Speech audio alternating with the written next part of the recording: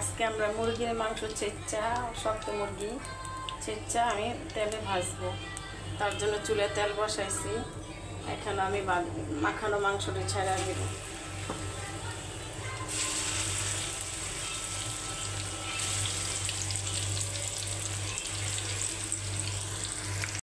আমি মাংস সব ছেড়ে দিছি।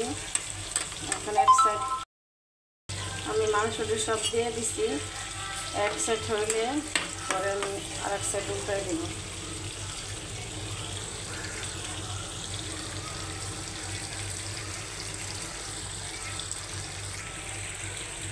আমার এক সাইড ভাজা হয়ে গেছে, উল্টাই দিছি। পরে সাইড ভাজা হলে আমি নামাই ফেলব। আমার মাংস ভাজা হয়ে গেছে। ভিডিওটা যদি ভালো লেগে থাকে লাইক কমেন্ট শেয়ার করবেন, পাশে থাকবেন, কমেন্ট করবেন আর বেশি বেশি শেয়ার করবেন। রান্না শেষ।